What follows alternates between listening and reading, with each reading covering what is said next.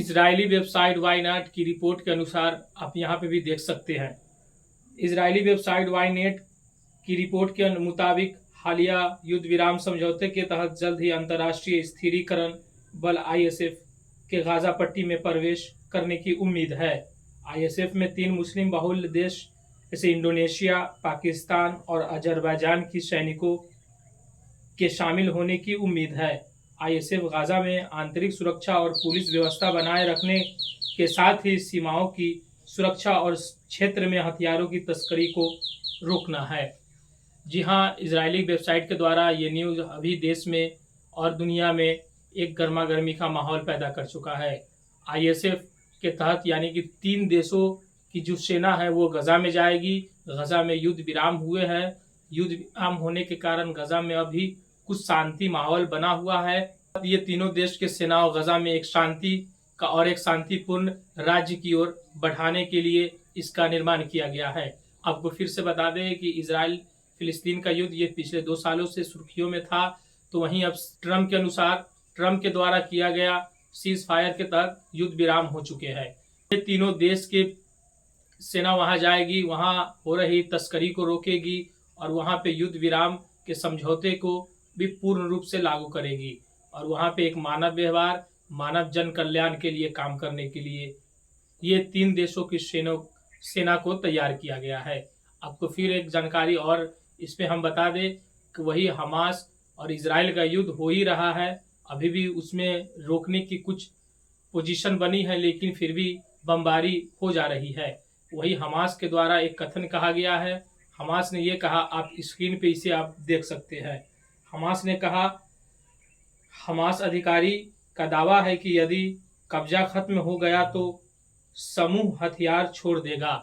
यानी हम आपको फिर से बता दें, इसका मफहूम क्या है कि इसका कहने का मतलब ये हुआ कि इजराइल के द्वारा जो भी कब्जा किया गया है क्षेत्र है फिलिस्तीनियों का, उनको जब छोड़ दिया जाएगा तो हमास भी अब युद्ध विराम कर देगा। यानी कि हमास भी अब कोई भी बमबारी या कोई ऐसी काम नहीं करेगा जिससे इजरायली सेना को नुकसान पहुंच सके। हमास के द्वारा ये बयान अभी सुर्खियां लपेट रहा है।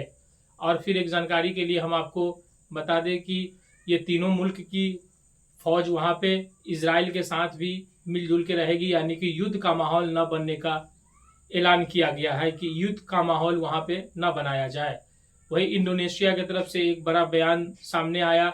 इंडोनेशिया के द्वारा कहा गया कि अगर इजराइल फिलिस्तीन को एक मान्यता देश का दर्जा दे देता है तो हम भी इजराइल को एक मान्यता देश यानी कि का दर्जा दे देंगे। यानी कि हम उसको भी मान्यता मान लेंगे कि वो एक देश के रूप में, और उसके साथ हमारे व्यापार को भी हम शुरू कर देंगे। और इंडोनेशिया जो कि मिडिल ईस्ट में हो रहे जितने भी तनाव में अभी अपने जबान पे विराम लगा रहा था, तो वहीं ऐसा बड़ा ऐलान करने के बाद सुर्खियों में फिर से बन चुका है। आपको फिर बता दें कि इजराइल फिलिस्तीन युद्ध पिछले 2 सालों से चल रहा है।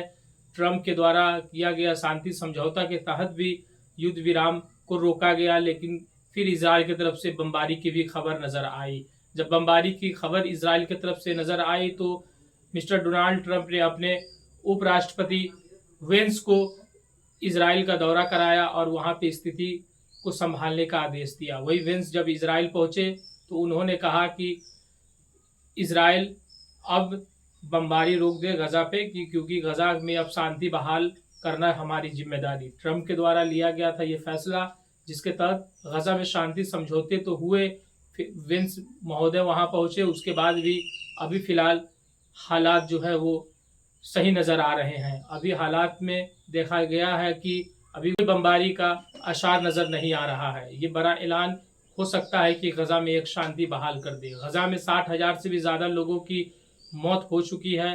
अभी भी कुछ लोगों की खुदाई हो रही है। कई लोग इमारत में दब चुके हैं, तो कई लोग का नामो निशान भी मिट चुका है।